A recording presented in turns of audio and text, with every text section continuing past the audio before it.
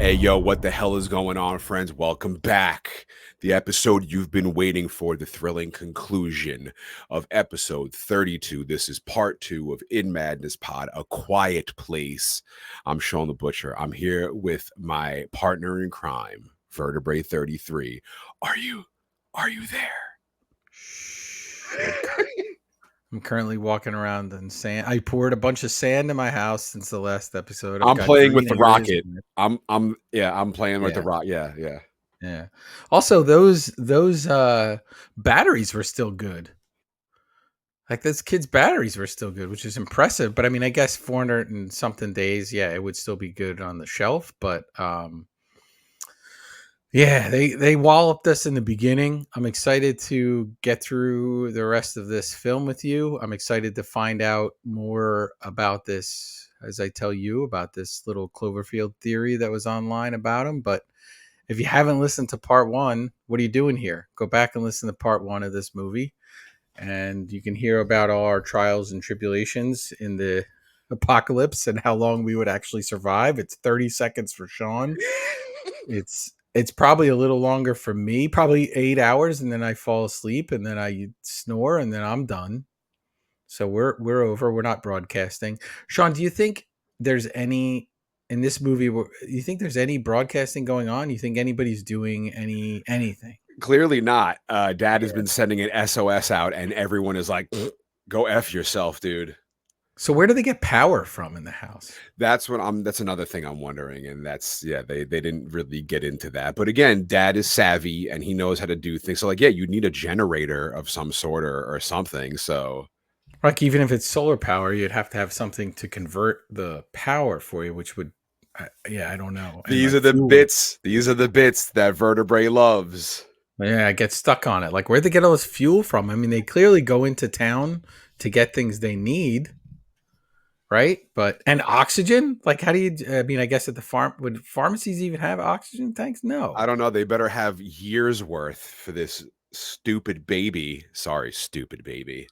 Well, here's the thing: they can just. We're about to meet an old man who's about to make some stuff go down. So maybe he happened to have some oxygen tanks in his So, house. welcome to the premier podcast, as we like to call it, In Madness Pod on the socials at In Madness Pod. Hit us in the mail sack in our very next episode. We are going to dip into the mail sack and read your emails in madnesspod@gmail.com. Make sure you follow us on YouTube. Please do us a favor. How hard we work for this YouTube channel. If you want to check us out on YouTube, we are on YouTube. Like, subscribe, leave us comments, 5-star reviews everywhere. Oh, check. Okay, hang on real quick. On the YouTube channel, okay, I'm going to cut in real quick. Let me see where I left off. Vertebrae just stood up and showed his Gojira shirt. Now, this is going to sound probably a little old by the time you hear this episode. However, I quickly want to give a shout out to Gojira because in our lifetime, to experience something that epic is rare.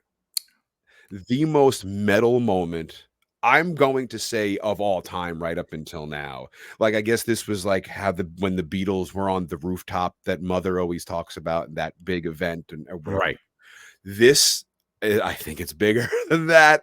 Gojira from France opening up the Paris Olympic ceremony is the coolest thing I have ever seen. And in the same event for Snoop Dogg to be carrying the torch to open it, Right. America wishes they could be as cool as the Paris Olympics. If you have not seen it, holy crap. By All now, right, I think the Gojira. whole world has. You had to have seen it. If you listen to this podcast, you haven't seen it. Where have you been? It's been a few weeks. Gojira opens up.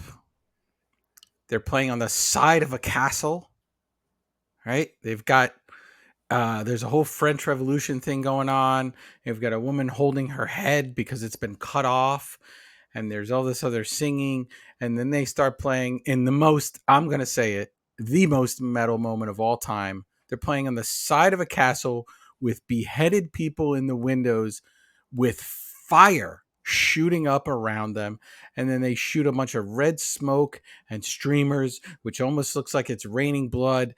And this is the freaking Olympics, Shawn. That was amazing. Gojira is one of my favorite bands of all time.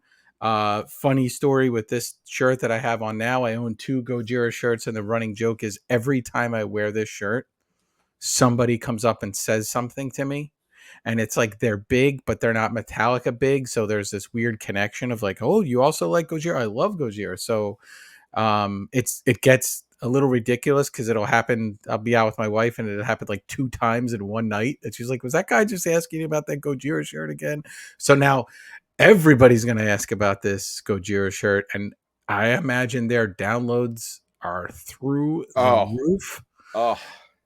They're actually going to make money from Spotify. I shouldn't slam Spotify because then they're going to disrupt our signal on the That's our podcast. playlist. Yeah, check out our In Madness Yeah. Spotify playlist. But like they're going to make money from it. I know it's not part of this, but I don't know when we get to it, but we should definitely add a Gojira song to the playlist in honor of that moment. You can, well, they're already on the In Madness Spotify playlist. Make sure you follow it closely. We added global warming when we did our Godzilla -1 episode, right? But in honor of Gojira at the Olympics, I'm whatever song they played at the Olympics, I will add it to the In Madness Spotify playlist, which I'm looking at right now. Has over 5 hours of music. It's all stuff based on every episode of this podcast for the last year and a half. We've got Sheena Easton on there from our Arrival episode. We now have Neil Young as part of our Quiet Place episode, and I've learned a thing or two when Vertebrae completely shut me down for not knowing anything about Neil Young. I'm sorry. Ladies and gentlemen, Neil Young, or as he's known to Shawn, some country guy.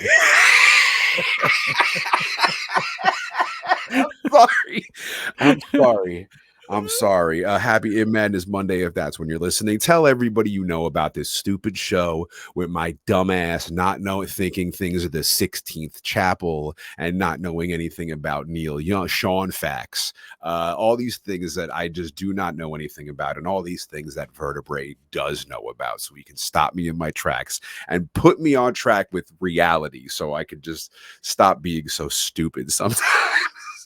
Make sure you check out our shirts, inmadness.com. Pick up some shirts. Show your boys some love. Do you have the soundtrack for this on vinyl? Did you mention? I do. That? Yep, I absolutely do have We're it gonna on put vinyl. that, post that on our socials. It's just a 2-record set of no sound at all. Nothing at all. Yeah, it's just sand. People walking on sand, and the rock. Yeah.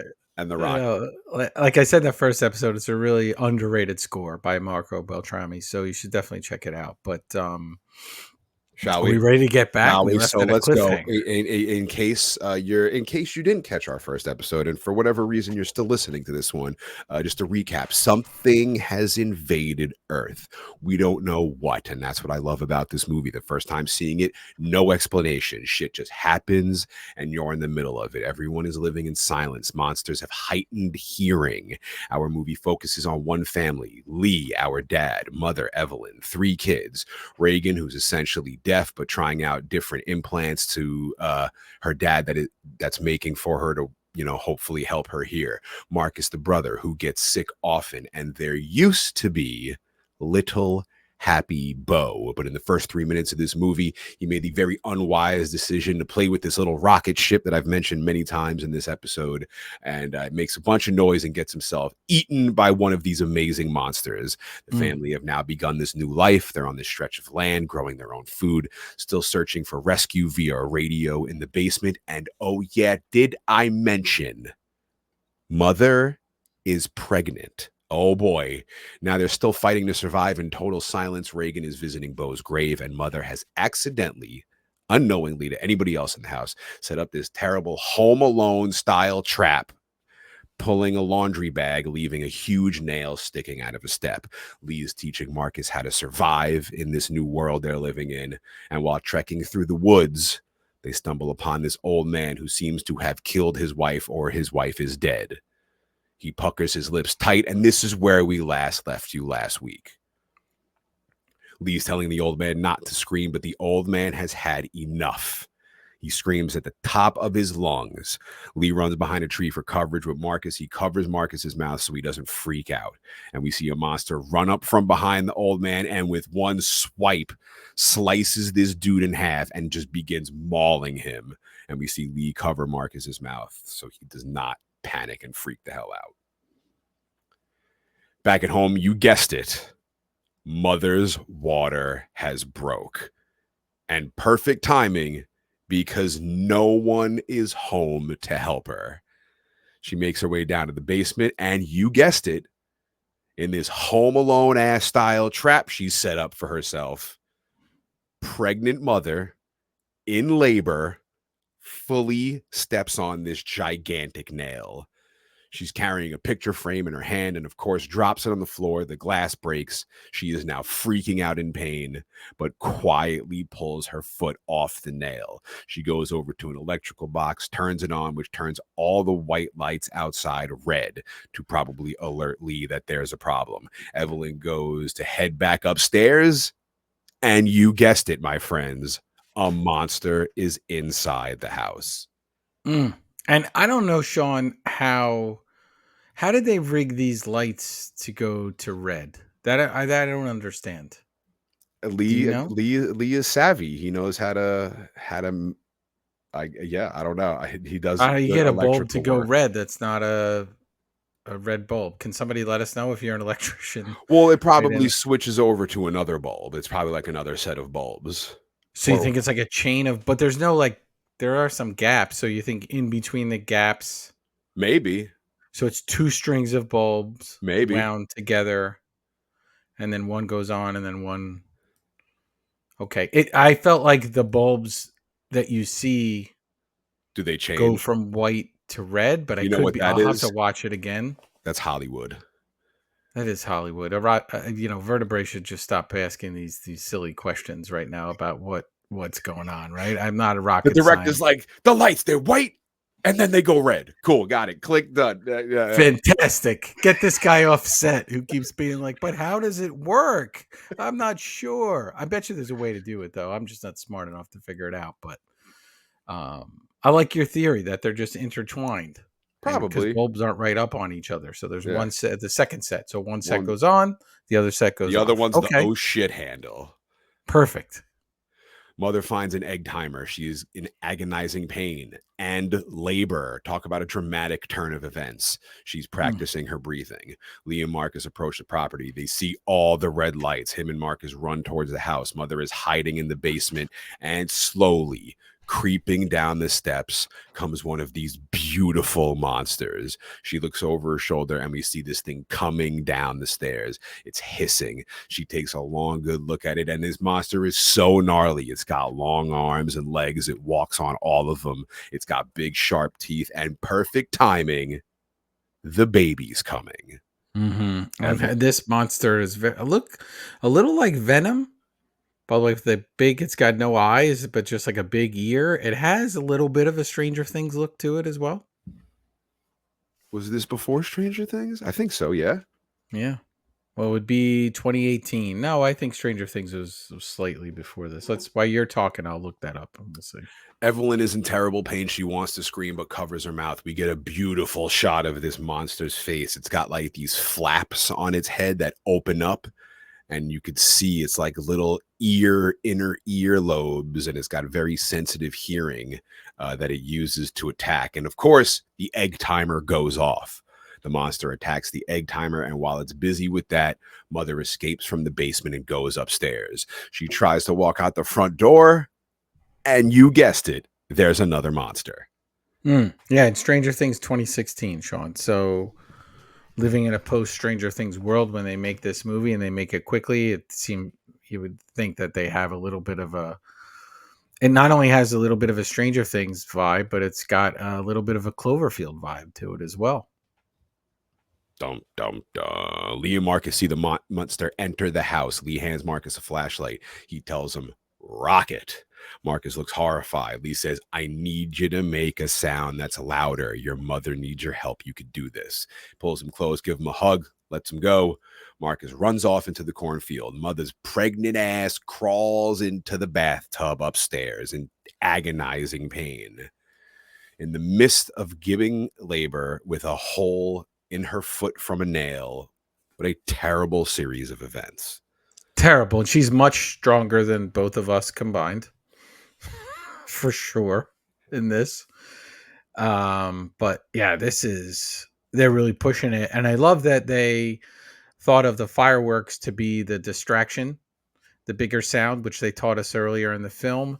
And if you go back in the timing of this and you wonder, like, okay, why do they even have those fireworks?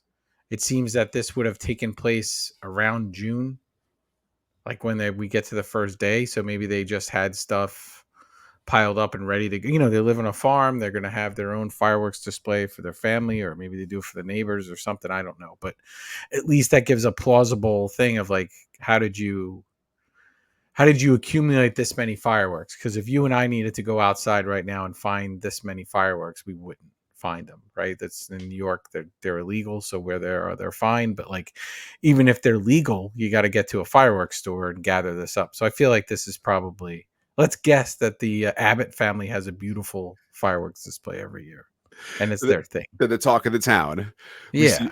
We see Mother's feet go towards the drain, and a large puddle of blood follows behind it. As it's flowing out of her, she's laying in the bathtub, and perfect timing, the monster begins crawling up the steps after her. This is like one of the most tense moments ever. Marcus gets to a spot in the cornfield, finds a box, opens it, starts fiddling with a lighter. Behind Mother in the bathtub, we see one of the monster's hands grip the wall and pull on it and leave this enormous claw mark in the wall. Marcus lights a long fuse. Lee grabs a shotgun. Mother is on the verge of screaming, and outside we hear all the fireworks go off. And as they do, she lets out a loud scream. The monsters are distracted, but Mother is safe. Lee is running across the property with the shotgun. Regan, still at Bo's grave, sees the fireworks going off and runs back home. Lee enters the house with the shotgun. He follows Mother's bloody footprints up the steps. We see the monster's fingernail scratchings in the wall. Lee enters the bathroom, sees the bathtub full of blood. He thinks the monster got her and the baby, when from behind a bloody hand slams on the shower door. Lee opens it, and there's Mother and the baby. Who I'd like to call Bo 2.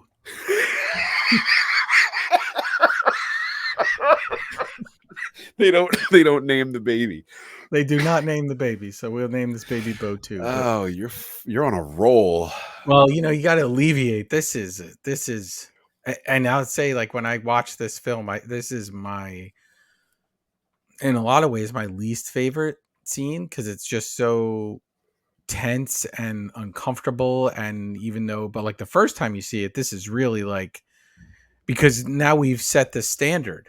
We killed the other kid right at the beginning of this movie. So like, Krasinski sets that plan out for all of us to throw us off, to wonder what could even happen next. Like, what could, like at this point, when I'm seeing this for the first time, Shawn, I'm thinking, because they went through so much with her, she's definitely gonna survive. But I didn't know about the baby, and I didn't know, that maybe one of the other kids gets taken out at the same time as he's running back from the fireworks, the other son. But yeah, pretty intense. Marcus returns home through the cornfield. Here's a monster approaching. He begins running through the cornfield as a monster is chasing, but he runs into this gigantic tractor tire and gets knocked out. Lee's carrying Mother and the baby into another part of the property. Lee is staring at the baby like, you better shut up. But of course, the baby begins screaming. Lee runs down to a safe spot they've created in the basement of this other part of the property. He covers the space with a mattress right as we see a monster come up to the front of the door. The baby screaming, Lee puts the air mask on the baby and puts it in the little baby coffin bed they've created. He looks up and we hear the impacts of the monster's feet, and we see the dust shaking off the old 2x4s holding up the house. It is right above them. In the cornfield, Regan comes back. She sees Marcus's flashlight shining on the ground in the middle of the cornfield. She gets on her knees to look at it, and from behind, comes a monster, but she can't hear it. The monster begins approaching her, and something happens. A high shriek begins to come out of the implant in her head that affects both her and the monster. The monster gets annoyed and runs off into the cornfield. Reagan touches her ear in shock that the device works. However, she didn't turn around to see that there was a monster right behind her. Yeah, this scene, a little bit of a nod to Signs in this scene with the path in the cornfield, and we saw the creature in I did Signs. think of Signs a lot during watching this. Yeah, and if you back up to that bathtub tub scene, I meant to say, like, which was incredibly intense. Apparently, when they filmed it and they said cut, Emily Blunt just blurted out, "What's everybody having for lunch?" Because I think that was just such an intense moment on the set. And then when we get to this baby in a box scene, they said that was one of the hardest things to shoot because they were really like putting this baby inside this box they had built. Um, Shawn, we've been talking about like how long we'd survive and everything, and no crunchy foods, and me snoring in the middle of the night. But like, I saw this discussion online, and it was about like farting, and it was like, like how could you fart? Oh, And it was like, well, you would have a fart pillow, right? Like you would fart into a pillow, but then like if you a have to cough, silencer. if you have to cough, then do you use the same pillow to cough into? As Get you two like, pillows. is it you got two pillows? You got a cough pillow and a fart pillow? And how do What? you know which one's which? Yeah, which one stinks? I don't know. If you cough into a pillow enough, it's probably gonna stink too. But yeah, so all those vegetables that they're eating, I don't know if that's creating any gas. This is the one reason the internet is a great place. Yeah, yeah. Fart pillow. Hashtag fart pillow. We get a quick flashback of Bo getting snatched by a monster in the beginning. Mother wakes up from her nightmare. Lee tells her it's all right. She's safe. The monster can't hear us. The plan worked. He tells her to rest. She says, "Where are the kids?" He says, "I'll find them." She says Reagan was with me, and then I went to do laundry. Marcus was with you. How did he? And he says that Marcus used the rockets. So he'd still be out there waiting for you. He'll be waiting, and Reagan is smart. She'll have found a place to hide. Lee says the kids know what they have to do. They both look over at the baby box. It's making a little noise, but not enough to be heard by the monsters. Mother says it's a boy. Shawn, wait, how are they talking now though? Because they're down in the basement, I guess. Okay. Were they Because they're, talking or were they signing? I can't remember. they're talking to each other at I this feel point. like they were like low, like whisper talking. I guess, but they could have done that when they were playing Monopoly and stuff in the beginning, which I guess takes away from the intensity of it. But it feels like we hit a moment in the movie where they're like, okay, we've had all that silence, and now it's time to like have the actors talk a little bit or something. Mother says she could have carried him. He was so heavy, wasn't he?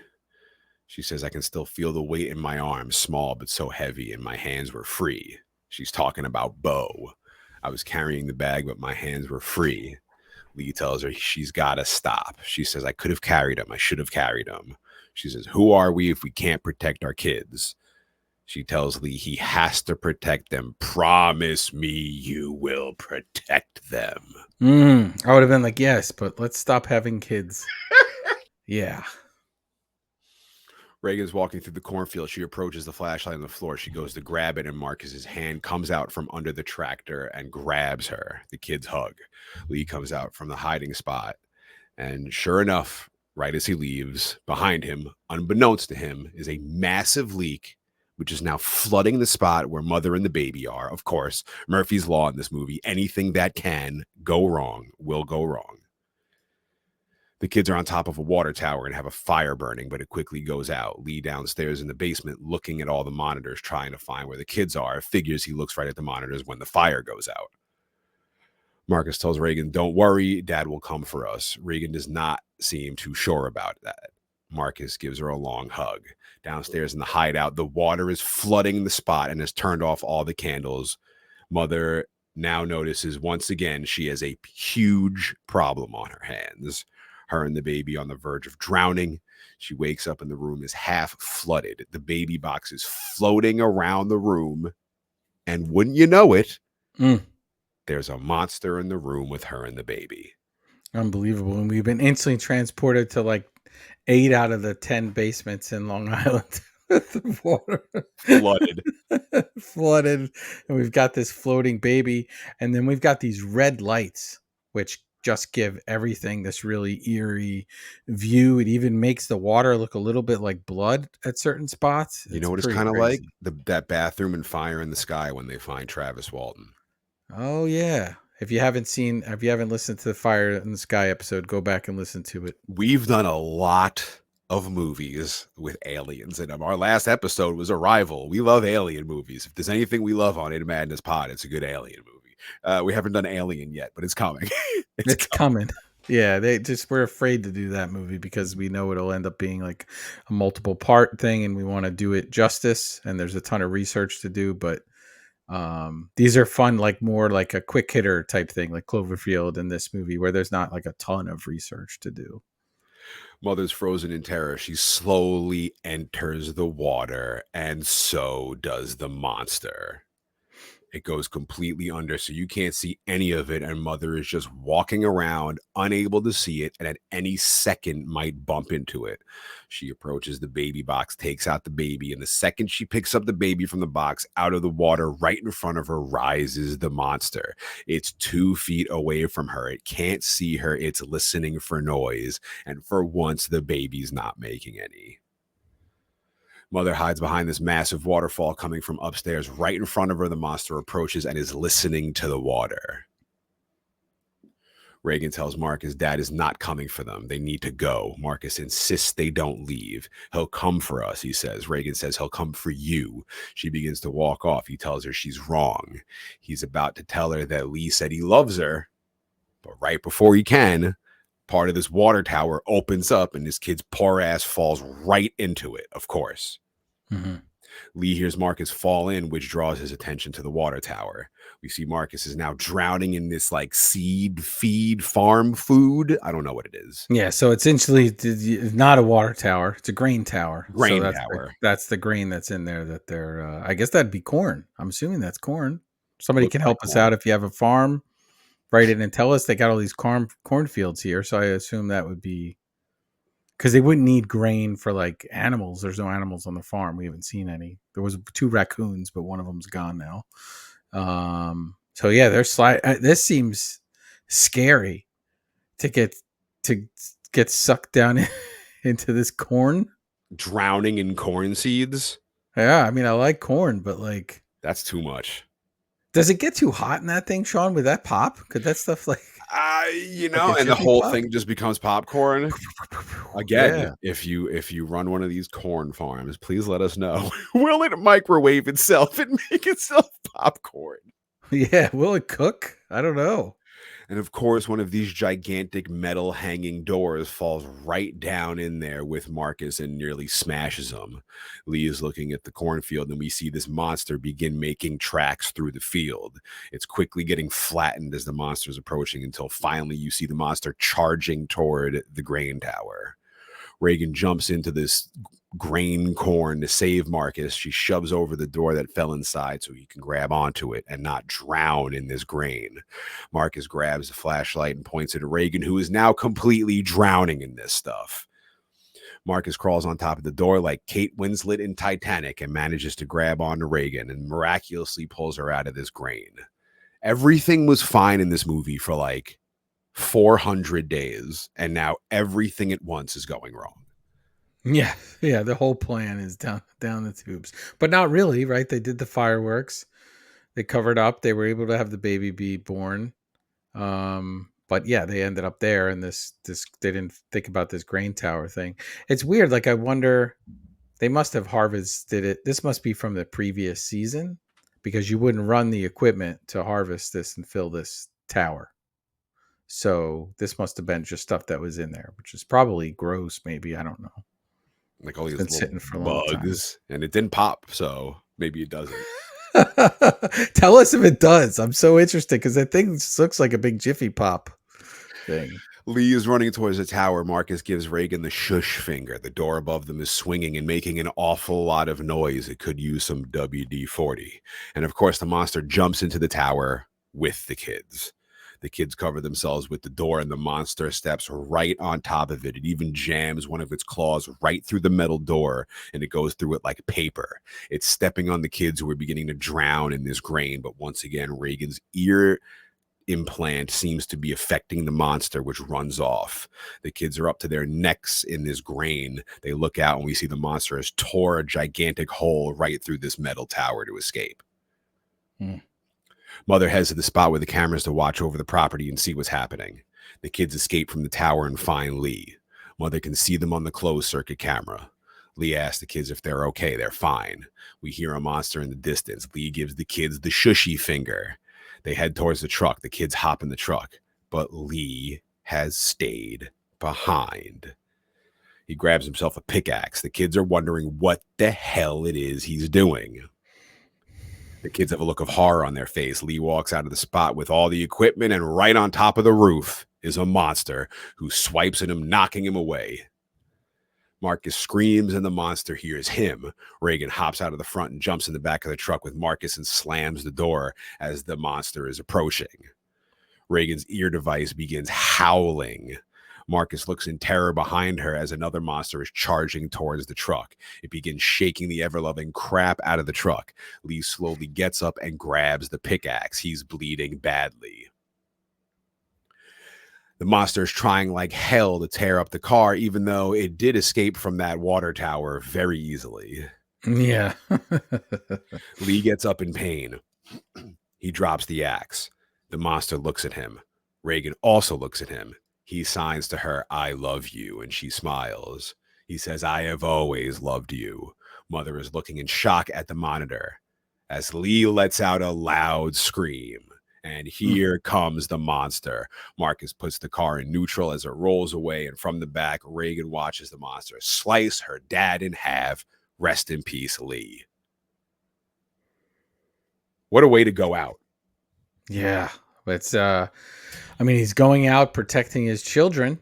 It's and there's certainly a plan with that truck on the hill to have it roll back to where it has to go, but this is a brutal end, and dare I say a beginning, because as much as I enjoyed watching this film and the first time I saw it, there is a moment where you're kind of like, oh, this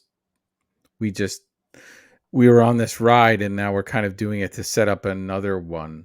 You know what I mean? Like it wraps up, but sort of, obviously doesn't wrap up with the family. But yeah, they're pretty intense. The kids approach the house. Mother walks out with a shotgun. She hugs Reagan and Marcus. They all cry together. We hear monsters in the distance. This war is not over, like Shikishima and Godzilla -1. They head inside the house, down to the basement. She warns them about the nail sticking out of the floor. Thank goodness. Reagan slowly enters the basement. Mother hides Marcus and the baby. Reagan is looking at all of her dad's equipment, the whiteboard, the newspaper clippings, the closed circuit monitors, and then she finds all of the in-ear devices he was working on to help her hear. She picks up a handful of devices and smiles, but then sits down and begins to cry. Mother goes to collect her. Reagan shows her all the devices. The two begin to cry together, but then the lights go out and down the steps comes a monster. Mother points her shotgun at it. Reagan can't hear it, but she slowly turns around in shock.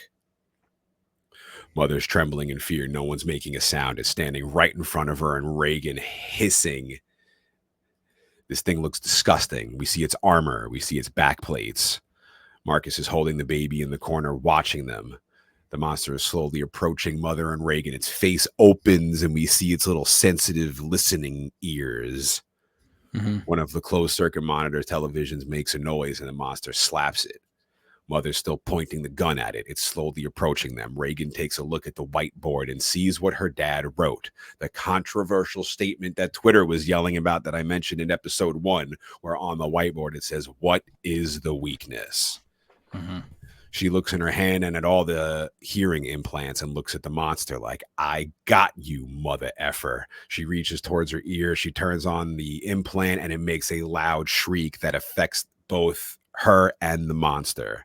It begins trembling. Mother turns around to see that Reagan is holding her ear and then turns back to see the monster freaking out. Reagan is wincing in pain. She leans over and grabs a pair of headphones. She looks up and sees the microphone her dad was using to send out the SOS. The baby begins crying. The monster heads toward the baby. Reagan puts her hearing aid onto the microphone, creating loud feedback, which makes the monster freak out to the point where it faints from shrieking. Mother looks back at her in shock, like, "You did it." The monster gets up, charges at Mother, who points her shotgun, blasts, and blows its damn brains out. It twitches on the floor, bleeds out, and dies. We hear more monsters coming. On the monitors, we see more monsters racing towards the property from all angles. She takes a long look at Reagan. Reagan turns around, cranks up the volume, grabs the microphone. Mother cocks the shotgun. The end. Hell yeah. I think that is such a badass ending. Such a cool, quick wrap it up. We found a weapon. End movie. So I'll quickly address this Twitter controversy. And I don't even really think it's Twitter controversy, because I would just, once we started talking about Quiet Place, my phone heard me. So it started showing me Quiet Place things for no reason whatsoever. And people would always be like, "I can't believe it says, what is the weakness?" Of course the weakness would be a loud sound or something. I don't know. People were just complaining about, like, why wouldn't they know that? Like, they're smarter than everybody. And every time I see it, it makes my blood boil. Like, any Twitter controversies always make me so unnecessarily angry. I don't think it was obvious from the film. I mean, obviously, if you sit down and look at just, it's called A Quiet Place and they have to be quiet. And how can they, if they have such sensitive hearing, maybe there's a way to combat it with the sensitive hearing. But I think initially, I don't know how many showed up, but I think they're just wiping people out left and right before anyone gets wind of any of this. And people are sheltering and trying to figure it out. And you've got to, this is over, it's only 400 and what was it? I don't know, 479 days, I think. So yeah, 473 or something. So like a year and, 4 months or something, 3 or 4 months where this is happening. So I think everybody's just trying to figure it out. And, even if it is sound, there's certainly, like, how much sound, can a little sound attract them? Can it not? Can you, like I said, could you have surrounded your house with giant fans that blow air and make a humming noise at a constant rate instead of like multicolored light bulbs? Maybe, I don't know, but that's taking a lot of work. So you make a lot of noise setting it up at the same time. I don't know. I like this movie a lot. I do at the ending, and I liked it, but there was a part of me that was like, oh man, like I needed a little bit more wrapping up, but I get why they did it. I also wonder, do you think, Shawn, their intention from the beginning was to have a sequel? Maybe. I don't know. Probably. I think so. Why not? Because if it isn't, so like if they ever made a sequel, if they had made a direct sequel, Carpenter, to The Thing, then you'd be like, oh, he left 2 guys alive so that they could make this direct sequel with the 2 of them. Yeah. But they didn't. They never did. So in turn, that makes that ending like a lot cooler, because it ends wide open. Agreed, because that's kind of how I wished the original Halloween would end. I was like, I wish it just ended with Michael dead and then Michael gone and never another sequel, even though I love a bunch of those movies. It would have just been so cool to, like, leave an open ending like that.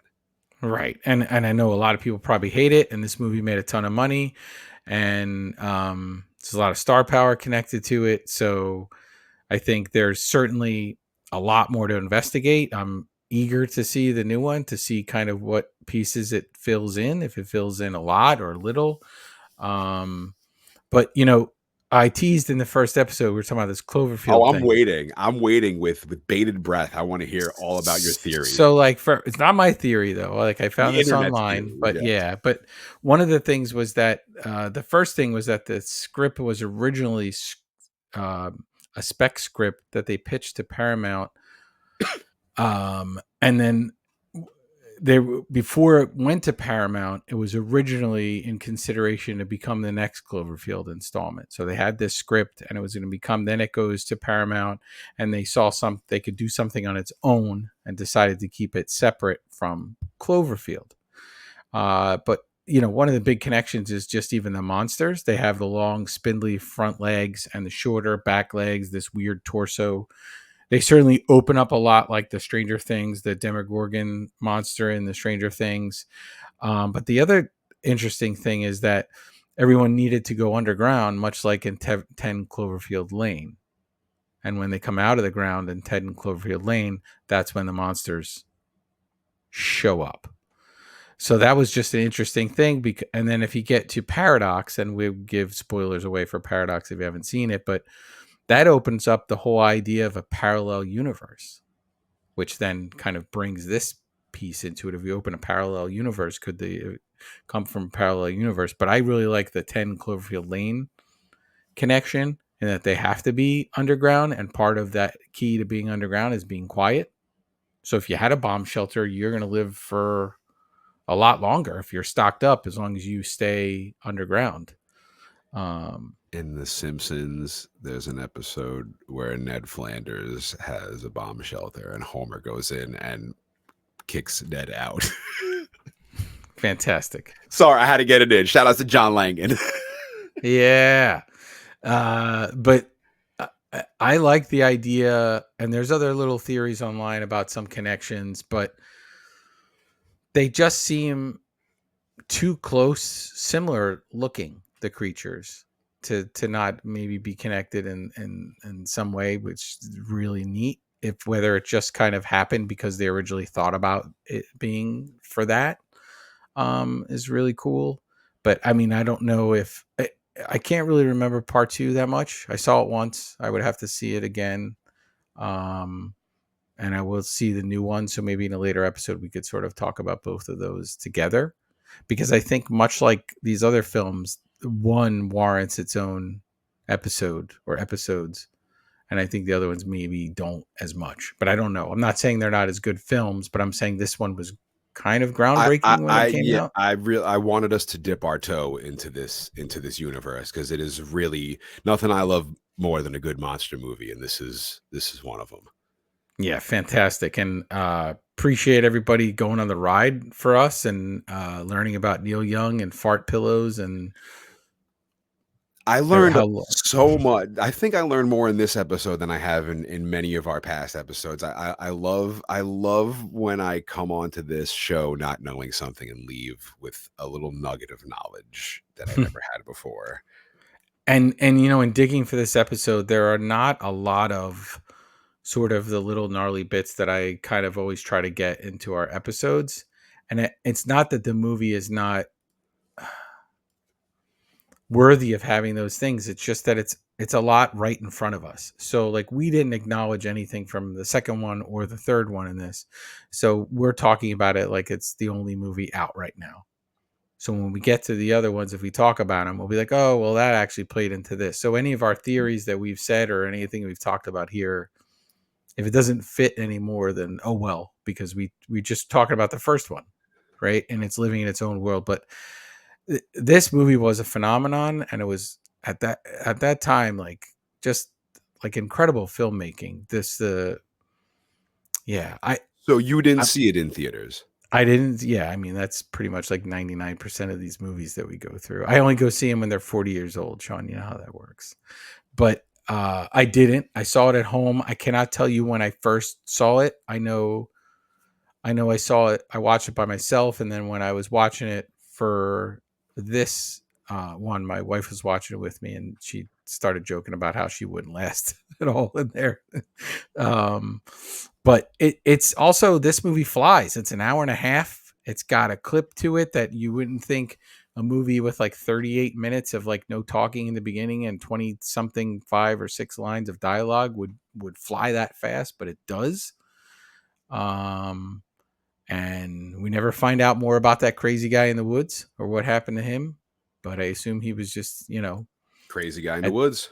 end of his rope, and his wife got killed by the monsters. And let us know. Write to us. Let us know if you want us to talk about the other two movies. We will. Yeah, so we are on the socials at In Madness Pod. Next episode, 32.5. We are dipping into the mail sack, reading your emails.